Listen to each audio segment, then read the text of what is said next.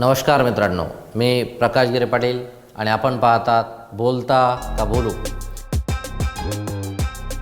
महाराष्ट्राच्या राजकीय पटलावरती ज्या वेगवान घडामोडी घडताना आपण पाहत आहोत, जसं क्रिकेटमध्ये आता पुढे काय होणार आहे अशी उत्सुकता असते, तशाच स्वरूपाचं चित्र आता आपल्याला पाहायला मिळत आहे.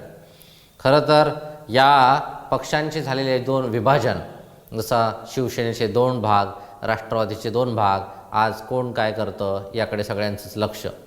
महाराष्ट्राला आता दोन उपमुख्यमंत्री, एक मुख्यमंत्री, कधीतरी असा बदल होईल, कधीतरी तसा बदल होईल, ही चर्चा आणि त्यात संभ्रम निर्माण होणाऱ्या भेटी आणि यानंतरसुद्धा पुन्हा आम्ही मैदानामध्ये बॅटिंगला उतरलो आहोत अशा स्वरूपाचं चित्र.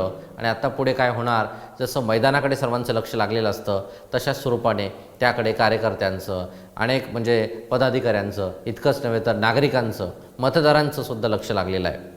याबद्दल सांगायचं म्हणजे येवल्याच्या सभेनंतर गाजलेली सभा म्हणजे परळी, आणि या परळी मतदारसंघामध्ये धनंजय मुंडे यांना तोडीस तोड कार्यकर्ता शरद पवार साहेबांनी शोधून काढला आहे आणि त्याचा पक्षप्रवेश घडून आणलेला आहे. त्याच कार्यकर्त्याचं नाव, त्याच तिथल्या राष्ट्रवादी काँग्रेसमध्ये प्रवेश घेतलेल्या नेतृत्वाचं नाव आहे बबन गीते. मित्रांनो, बबन गीते हे नाव काही आत्ताच पुढे आलेलं नाही आहे. यापूर्वीसुद्धा विविध कार्यक्रमाच्या माध्यमातून, उपक्रमाच्या माध्यमातून ते चर्चेत होतेच, परंतु त्यांच्या झालेल्या भाषणाने झाली ती सर्वात जास्त मोठी चर्चा. ते म्हणाले, स्वर्गीय गोपीनाथराव मुंडे साहेबांना मी पाठिंबा दिला आणि ते केंद्रात मंत्री झाले. मागच्या वेळी मी पंकजा मुंडे यांना पाठिंबा दिला, त्याही मंत्री झाल्यात, आणि आत्ता मागेच मी धनंजय मुंडे यांना पाठिंबा दिला आणि तेही मंत्री झालेत. त्यामुळे मला हे सांगायचं आहे असं त्यांनी तितकं सांगून गेले आणि त्यातून ती गोष्ट लक्षात आली. आता हे बबन गीते येणाऱ्या काळात काय करू शकतात, तिथलं चित्र कसं बदलेल याविषयी तर चर्चा रंगू लागलेली आहे.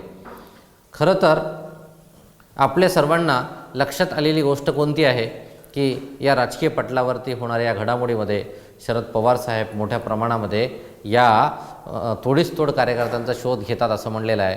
कारण याच शरद पवार साहेबांनी या ठिकाणी ज्यांचा शोध घेतला होता तेही धनंजय मुंडेच होते, जे गोपीनाथराव मुंडे यांच्या परिवारातून त्यांना बाजूला हेरलं होतं, आणि आज धनंजय मुंडेंच्याच विरोधामध्ये बबन गीतेला त्यांनी पुढे आणलेला आहे.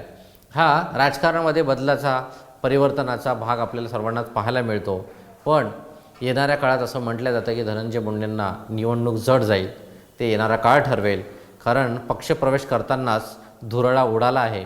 आता काहीतरी बदल होणारच अशा चर्चा होण्यासाठी कारण ठरलं त्यांच्या 500 ते 700 गाड्यांचा ताफा प्रवेश करण्यासाठी, वातावरण निर्माण करण्यासाठी संपूर्ण परळीमध्ये तून बीडपर्यंत, आणि या बीडमध्ये आल्यानंतर शरद पवार साहेबांच्या उपस्थित झालेलं भाषण आणि त्याकडे राजकीय विश्लेषक, राजकीय जाणकार, पदाधिकारी, कार्यकर्ते आणि परळीतल्या नागरिकांची झालेली चर्चा ही पुढे येते.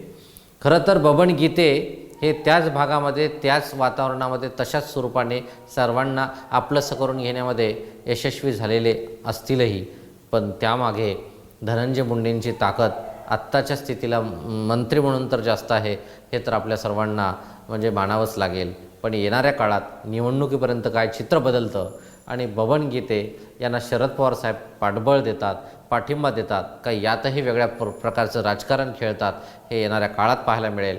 मात्र नक्कीच या पक्षांमध्ये झालेल्या दोन भागामध्ये आता तिसरा भाग पाहायला मिळतो की काय, असं चित्र निर्माण झालेलं आहे. तर मित्रांनो, आपणही लक्ष ठेवून यावरती असणारच आहात.